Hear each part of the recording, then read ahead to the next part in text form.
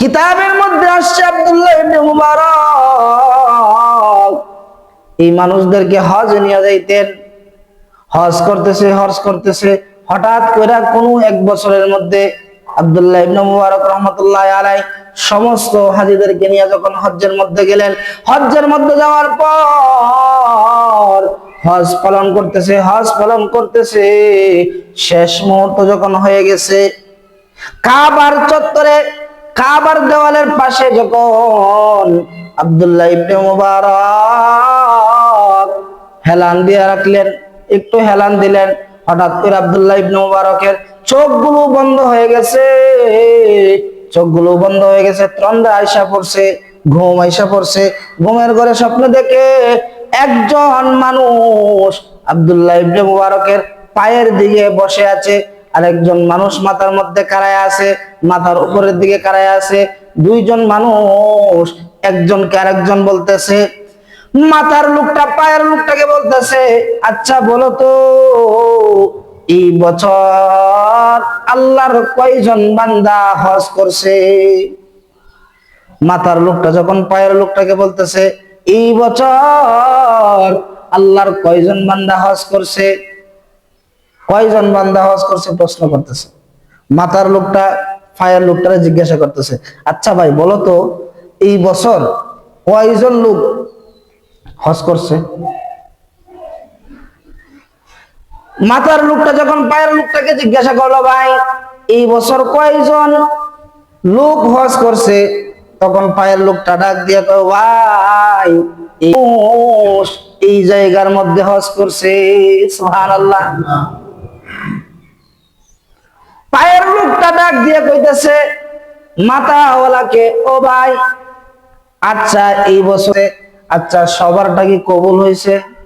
কয় না না, একজনেরও কবুল হয় নাই। হাজিরা যে হজ করছে একজনেরও কবুল হয় নাই। হঠাৎ করে আব্দুল্লাহ ইবনে মুবারক, আচ্ছা আমরা যখন একটু ভয়ঙ্কর স্বপ্ন দেখি তখন যারা মারে উঠেনি। আব্দুল্লাহ ইবনে মুবারক রাহমাতুল্লাহি আলাইহি উনি ত্রন্দা থেকে যখন শুনছে যে একজনেরও কবুল হয় নাই, আমি আব্দুল্লাহ ইবনে মুবারকও হজ করলাম, এই ৬০ লক্ষ মানুষ হজ করলো, একজনেরও কবুল হয় নাই। আব্দুল্লাহ ইবনে মুবারক সুন্দর করে সে যারা দিয়ে উঠছে, ওঠার পর খুঁজতেছে, মানুষও তো পায় না।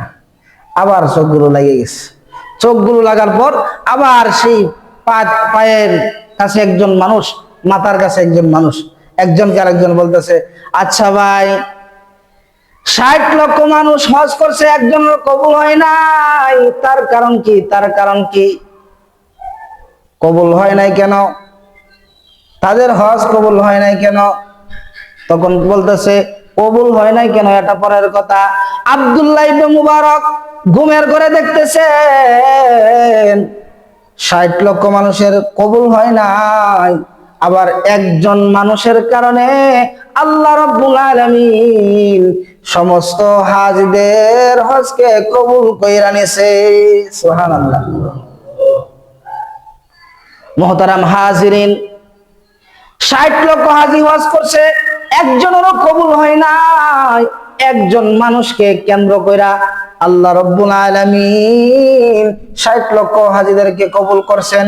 তখন চিন্তার মধ্যে পড়ে গেল, হায়রে দুনিয়ার জমিনের মধ্যে কেমন হজ করলাম, যে হজ করার কারণে আমি আমার গুনাহ মাফ করাইতে পারলাম না, হজটাকে কবুল করাইতে পারলাম না। একজন মানুষকে কেন্দ্র করে আমার হজ কবুল করাইতে হয়, কেমন হজ করলাম এই মানুষটাকে জানার দরকার আছে না নাই? আব্দুল্লাহ ইবনে মুবারক রাহমাতুল্লাহি আলাইহি খুব পেরেশানি করতেছে। এই লোকটাকে জানার দরকার আছে। এই লোকটার কথা জিজ্ঞাসা করলো, কে লোকটা? তখন উত্তর আসছে, এই লোকটা এমন এক ব্যক্তি যে ব্যক্তিটা সাধারণ একজন মুসি, জুতা শিলি করে, জুতা রঙায়। বাজারের মধ্যে আপনারা যান না জুতা শিলি করার জন্য, জুতা যখন ছিঁড়া যায়, মুসারের কাছে যান, মুসির কাছে যান জুতাগুলো সিলি করার জন্য। এরকম এক ব্যক্তি ছিল, সেই ব্যক্তির কারণে আল্লাহ রাব্বুল আলামিন সমস্ত হাজিদের হজগুলোকে কবুল কইরা নিছে। সুবহানাল্লাহ।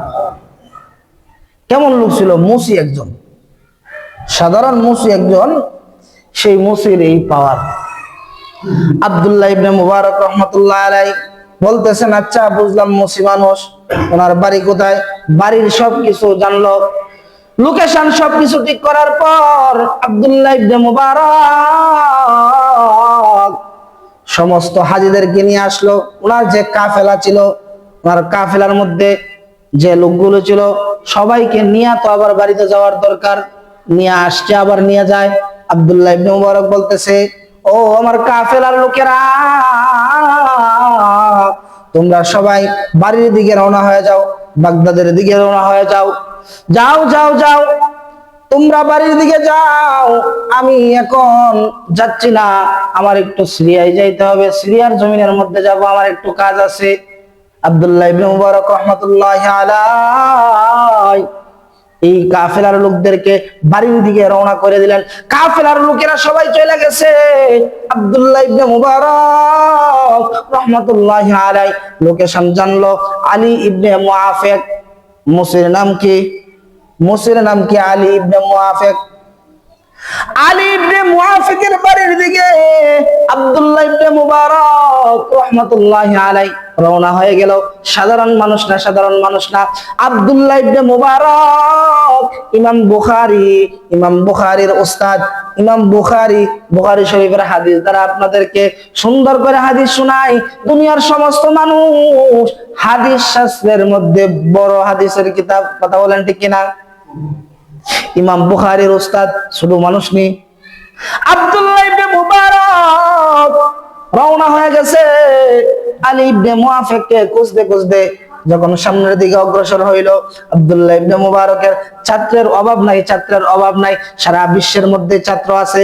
হঠাৎ কইরা ছাত্ররা সামনে আসলো, আসার পর জিজ্ঞাসা করলো, হুজুর আপনি এখানে কিভাবে? আপনি কেন আসলেন? আপনাকে হঠাৎ করে দেখলাম, আমরা তো কোনো খোঁজ খবর পাইলাম না। ও উস্তাদ জি, আপনি আসবেন আমরা তো জানলামও না, হঠাৎ করে চলে আসলেন। আব্দুল্লাহ ইবনে মুবারক বলতেছে, ও আমার ছাত্ররা, আমি একটা কাজের জন্য আসছি, আমি একটা বিষয়কে কেন্দ্র করে আসলাম, হঠাৎ করে চলে আসা হয়েছে।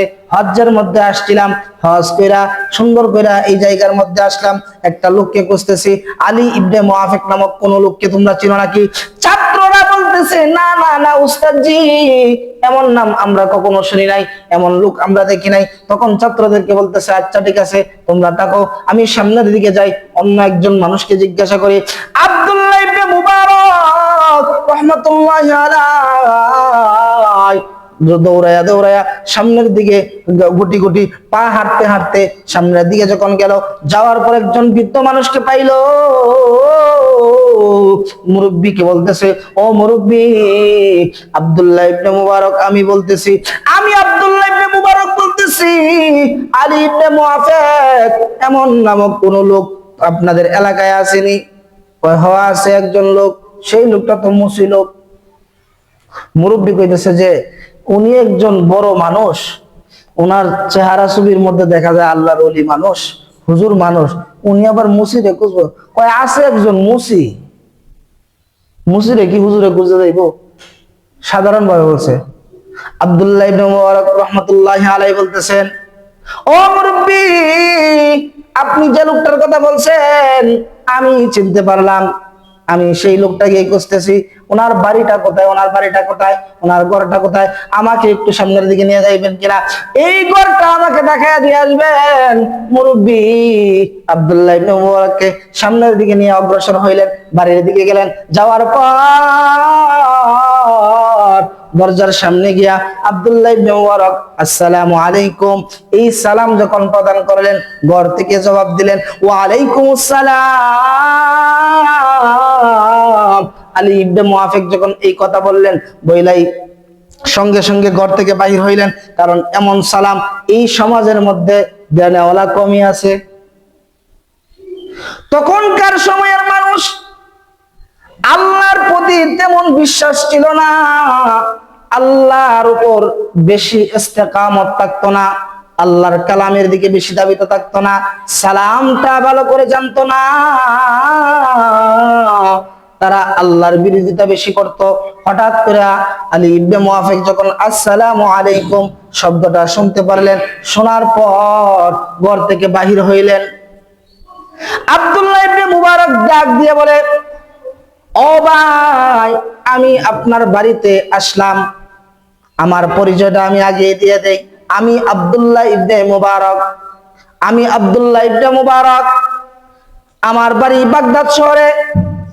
এই কথাটা যখন জানাইলেন, আলী ইবনে মুআফিক জোর কইরা গলার মধ্যে জড়ায়া ধরলেন, জড়ায়া ধরে কান্নাকাটি করতেছে। ও আব্দুল্লাহ ইবনে মুবারক হুজুর, আপনার পরিচয় তো আমি অনেক জানলাম, আপনার বিষয় তো আমি অনেক শুনছি, বহুদিন ধরে আপনার বিষয় শুনে আসলাম, বহুদিন ধরে আপনার কথা শুনলাম, হঠাৎ করে আবার দেখা হয়ে গেল, দুনিয়ার জিন্দগি তার দেখা হয় নাই, আপনার নামে শুনছিলাম, আপনি আমার বাড়িতে কেন আসলেন? আমি একজন সাধারণ মানুষ। ইমাম বুখারীর উস্তাদ ইমাম আবু হানিফা রাহমাতুল্লাহি আলাইহি এর ছাত্র আব্দুল্লাহ ইবনে মুবারক সাধারণ মানুষ নেই, আমাদের মাযহাবের ইমামের ছাত্র। এই লোকটা যখন আলী ইবনে মুআফিক এই মুসির বাড়িতে গেল, যাওয়ার পর চিন্তা করলো, হায় রে, কি আশ্চর্য ব্যাপার, আমি সাধারণ মানুষ, আমার বাড়িতে আব্দুল্লাহ ইবনে মুবারক। তখন জিজ্ঞাসা করলো, ভাই আপনি হঠাৎ করে আমার বাড়িতে আসলেন, কিসের জন্য একটু জানতে পারি? তখন আব্দুল্লাহ ইবনে মুবারক বলতেছে, ও আলী ইবনে মুআফিক, তুমি বড়ই ভাগ্যবান, তুমি কোন আমল করেছো যে আমল করার কারণে আল্লাহ তোমারে অনেক ভালোবাসে, তোমাকে অনেক পছন্দ করে। ও আলী ইবনে মুআফিক, আমি কাবার পাশে যখন দেওয়ালের মধ্যে হেলান দিয়ে বসেছিলাম, হঠাৎ করে আমার তন্দ্রা চলে আসছে, আমার ঘুম চলে আসছে, এই ঘুমের কারণে আমার এমন অবস্থা হয়ে গেছে। আমি স্বপ্ন দেখলাম একজন লোক আমার পায়ের দিকে বসে আছে, আরেকজন লোক মাথার দিকে, একজন আরেকজনকে বলতেছে, এই হজ্জের মৌসুমে আল্লাহ রাব্বুল আলামিন কারো হজকে কবুল করেন নাই, একজন মানুষকে কেন্দ্র কইরা আল্লাহ রাব্বুল আলামিন এই হজকে কবুল করছে, আর সেই লোকটাই হইলা তুমি। সুবহানাল্লাহ। ও আলী ইবনে মুআফিক, কি আমল করছো তুমি যে আমল করার কারণে আল্লাহ রাব্বুল আলামিন তোমাকে এমন ভাবে পছন্দ করছে, তোমার কারণে আজকে আল্লাহ রাব্বুল আলামিন এই হজকে কবুল করছে। মুহতারাম হাজিরিন, আলী ইবনে মুআফিক ডাক দিয়ে বলতেছেন, ও উস্তাদ জি, ও হুজুর, আপনি যে কথাটা বললেন তেমন কোনো আমল আমার নাই, কিন্তু আমি বহুদিন ধরে, আমি একজন সাধারণ মানুষ, আমি একজন মুসলিম মানুষ, আমি জুতা সেলাই করি, আমার মনের মধ্যে খুব আকাঙ্ক্ষা ছিল, আমার মনের মধ্যে খুব ইচ্ছা ছিল আমি নবীজির রওজায় যাব, আমি হজ করব, কিন্তু হুজুর আমি এই চেষ্টা করতে করতে আমার যাওয়ার সম্ভব হইতেছে না। গত কিছুদিন আগে থেকে আমি হঠাৎ করে চিন্তা করলাম, আমি যেমন আয় করি না কেন, যতটুকু টাকা ইনকাম করি না কেন, এই টাকা থেকে অল্প অল্প রাখি দিব, অল্প অল্প টাকা দিয়া একদিন বড় অঙ্কের টাকা হবে, আর সেই টাকা দিয়ে আমি হজের জন্য প্রস্তুত হব। মুহতারাম হাজিরিন, আলী ইবনে মুআফিক ডাক দিয়ে বলতেছে, হুজুর আমি কিছু টাকা সংরক্ষণ করলাম, করার পর আমি হজে যাব, আগামীকাল আমার ফ্লাইট হয়ে যাবে, আগামীকাল আমি হজ্জের দিকে রওনা হয়ে যাব, টাকা পত্র সবকিছু আমার রেডি। রাত্রে বেলা আমার স্ত্রী হলো গর্ভবতী, আমার স্ত্রী প্রেগনেন্ট, আমার স্ত্রীকে জিজ্ঞাসা করলাম, ও আমার স্ত্রী, আমি তো হজ্জের জন্য রওনা হয়ে যাব, আমার তো কোন সময় আবার আসি, কখন আবার আসা হয়, কখন আমি বাড়িতে ফিরবো জানি না।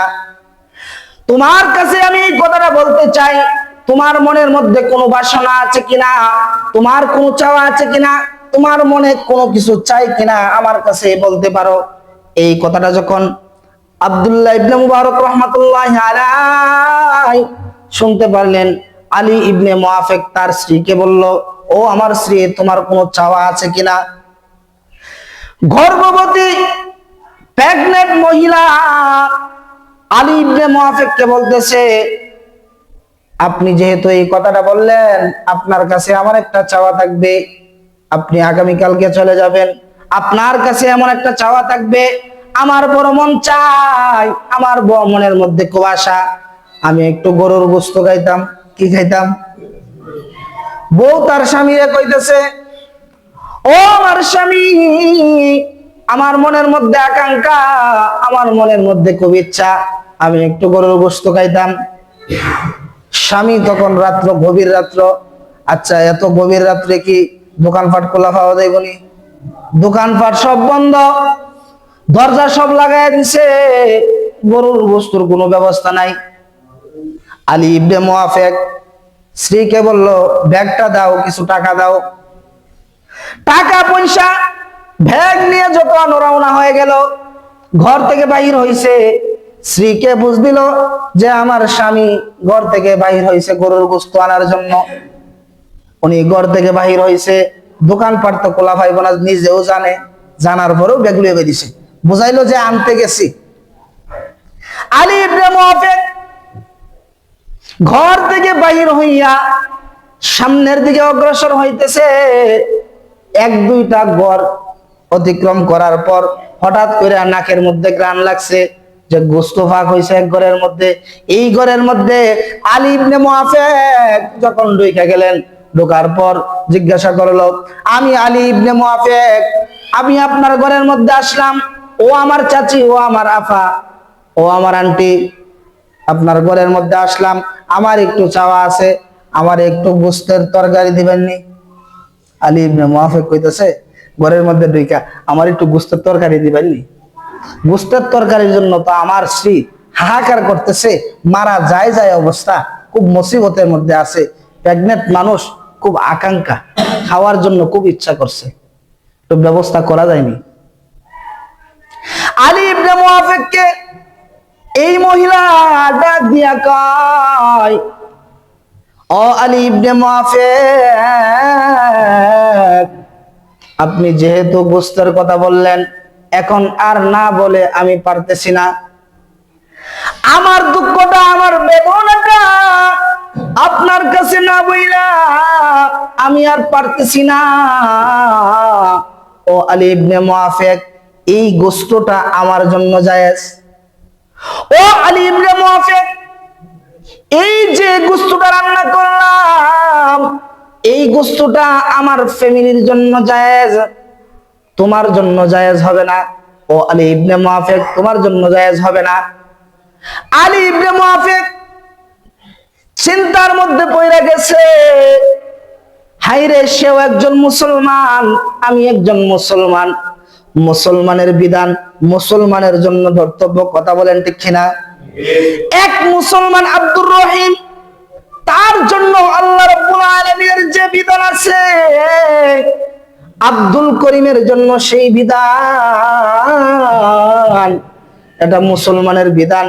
মুহতারাম হাজিরিন, আলী ইবনে মুআফিক চিন্তা করতেছে, চিন্তার মধ্যে পড়ে গেছে, মহিলাকে ডাক দিয়ে বলতেছে, আপনি যে বললেন আপনার জন্য জায়েজ, আমার জন্য জায়েজ হবে না, কারণ কি? তখন বলতেছে, আমাদের তো দিন আইনা দিন খাইতে হয়। এই পরিবারের লোকটা বলতেছে, আমার ঘরের মধ্যে দিন আইনা দিন খাইতে হয়, যদি কাজ করতে পারি তাহলে খাইতে পারি, কাজ যদি না করতে পারি তাহলে খাইতে পারি না।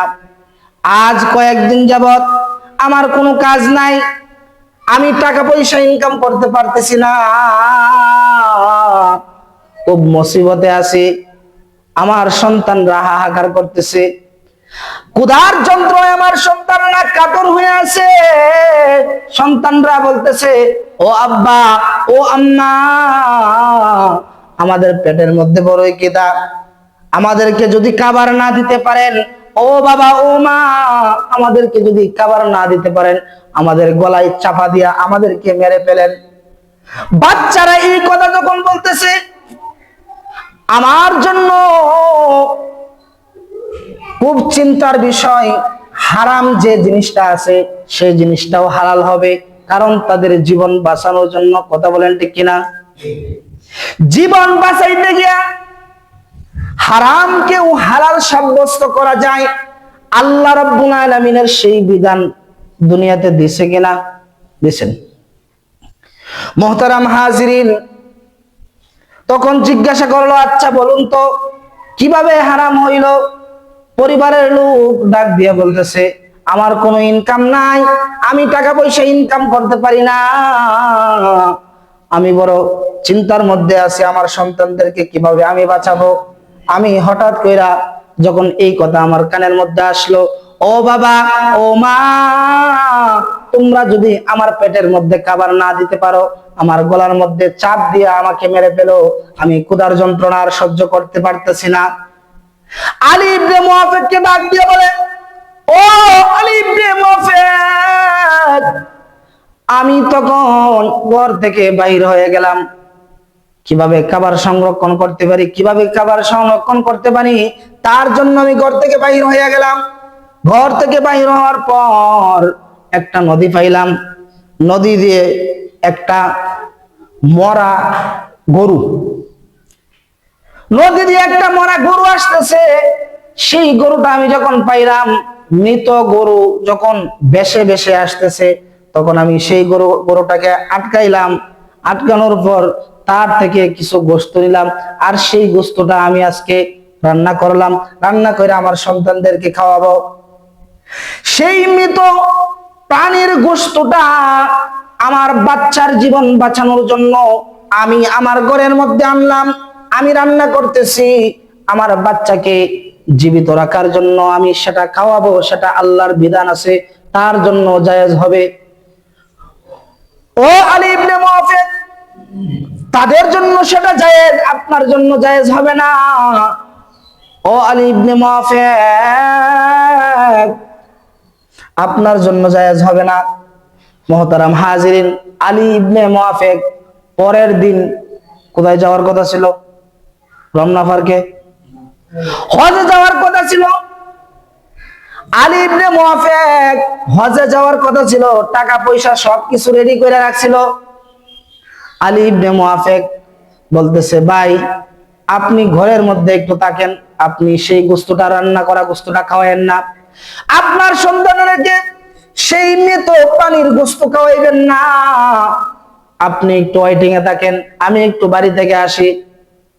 আলী ইবনে মুআফিক দৌড়ায় বাড়ির মধ্যে আসলেন। আসার পর নিজ ঘর থেকে তার বিবিকে বলতেছে, ও আমার বিবি, ঘরের মধ্যে যা আটা আছে, যা খাবারের আছে, সবগুলো আমার কাছে দাও। সবগুলো একসাথে কইরা নিয়া আলী ইবনে মুআফিক টাকা পয়সা, হজ্জের যে টাকা পয়সা ছিল, সরঞ্জামি যা কিছু ছিল, সব কিছু নিয়া এই বাড়ির মধ্যে নিয়ে দিল। এই দরিদ্র মানুষগুলো সেগুলো খাইল। দরিদ্র মানুষদের কাছে, অসহায় মানুষ যখন এই মৃত প্রাণী নিয়ে আসছে খাওয়ার জন্য, ক্ষুধার যন্ত্রণায় টিকতে পারতেছে না, এই লোকদেরকে আলী ইবনে মুআফিক ওনার যে হজ্জের সামান যা কিছু আছে, টাকা পয়সা আছে, সব কিছু নিয়ে এই বাড়ির মধ্যে দিয়ে দিল। আলী ইবনে মুআফিক যখন এই টাকা পয়সা সব কিছু দিয়ে দিল, দিয়া বাড়ির দিকে আসলো। আসার পর চিন্তা করলো, সকাল তো চলে আসতেছে, সকালবেলা তো আমার হাজী ভাইরা আরো কাফেলার লোক যারা আছে তারা তো আমাকে নিতে আসবে হজে যাওয়ার জন্য। আলী ইবনে মুআফিক চিন্তা করলো, সকাল তো একেবারে কাছে, সারাটা রাত্র তো আমার এভাবে কাইটা গেল, সকালবেলা আমার বন্ধু বান্ধবেরা, আমার হজ্জের কাফেলার লোকেরা আমাকে খুঁজে আসবে, আমাকে হজে নিয়ে যাওয়ার জন্য। আমার তো টাকা নাই, আমার তো পয়সা নাই, আমার সব কিছু তো আমি দান কইরা দিলাম। আলী ইবনে মুআফিক বলতেছে, ও আমার স্ত্রী, আমি ঘর থেকে বাহির হয়ে গেলাম। আলী ইবনে মুআফিক জঙ্গলের মধ্যে চলে গেল।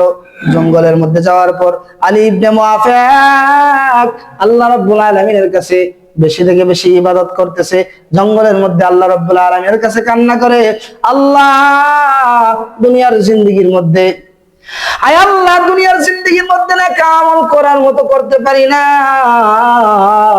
আল্লাহ দুনিয়ার জিন্দেগির মধ্যে গুনাহের কাজ করলাম, আমি একজন সাধারণ মানুষ, আমি কোনো আলেম না আল্লাহ, আমি হাফেজ না, আমি সাধারণ একজন মুসলিম মানুষ, আমি জুতা সেলাই করি মানুষের।